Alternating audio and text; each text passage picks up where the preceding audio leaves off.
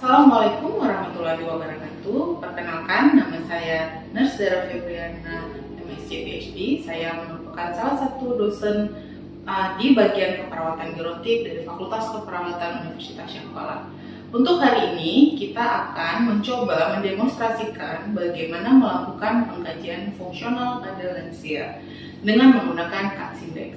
Katsindex adalah suatu instrumen yang digunakan untuk melihat tingkat kemandirian lansia dalam melakukan tugas-tugas dasar. Ada 6 tugas dasar yang harus dinilai kemandiriannya. Yang pertama, mandi, kemudian berpakaian, kemudian toileting, kemudian berpindah, kontinen, dan yang terakhir adalah makan.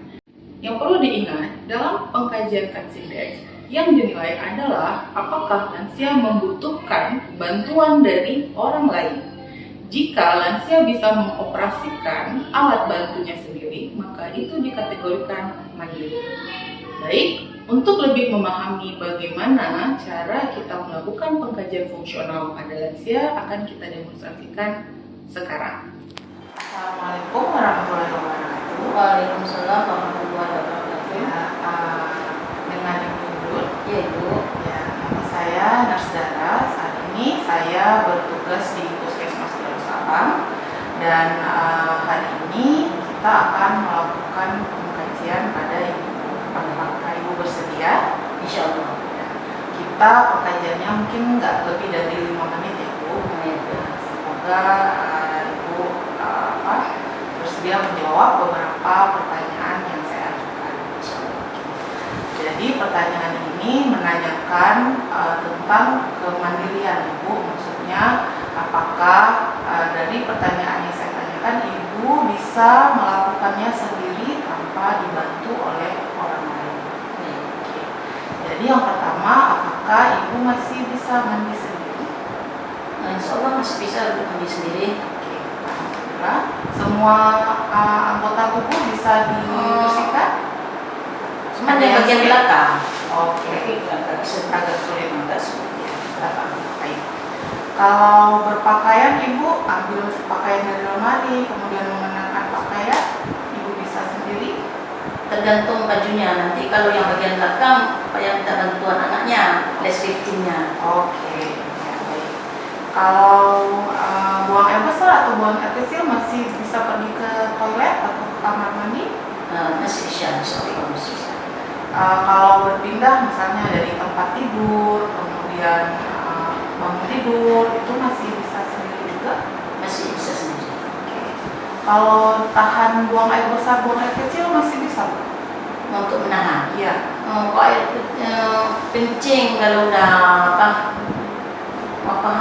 galak ya, Sulit. Maksudnya harus lari cepat-cepat ke kamar mandi gitu. Ya. Kalau makan, Ibu masih bisa sendiri? Tergantung keadaan, kadang-kadang masih ada minta bantuan sama anaknya, tolong ambilin. Oh, tolong ambilin. Tapi kalau menyuapkan ke sendiri, makan untuk di mulut masih bisa. Baik, jadi dari list pertanyaan ini sudah saya catat semua ya. Terima kasih Ibu untuk waktunya. Nanti jika ada pengkajian lanjutan, maka akan kita lakukan kembali. Baik. Terima kasih Ibu. Ya, sama-sama Ibu. Dalam menilai Katsindex, kita melihatnya berdasarkan angka 0 dan 1. 0 jika lansia itu tidak mampu melakukan kegiatan atau tugas tersebut secara mandiri, dan 1 jika dia mampu melakukannya secara mandiri. Jadi dari 6 semua tugas yang harus dilaksanakan, itu total skornya jika dia mandiri maka adalah 6, dan jika dia tidak mandiri itu adalah 0. Tapi untuk pengkategoriannya itu dari A sampai G ya. A jika semua mampu dilakukan, B jika hanya 1 yang butuh bantuan, C jika mandi dan ada 1 fungsi tambahan, D jika mandi, berpakaian, dan 1 fungsi tambahan, E jika mandi, berpakaian, dan ke kamar kecil serta 1 fungsi tambahan, kemudian ada F jika mandi, pakaian, ke kamar kecil, dan berpindah serta 1 fungsi tambahan. Kemudian G jika semua membutuhkan bantuan atau nilainya 0. Pengkajian fungsional dengan baiknya digunakan pada lansia secara umum atau secara general yang tidak memiliki masalah mobilisasi tertentu. Ya, kenapa? Karena untuk mengkaji lansia dengan masalah mobilisasi tertentu itu menggunakan instrumen yang berbeda. Sehingga untuk lansia yang berada di komunitas atau yang berada di rumah itu lebih cocok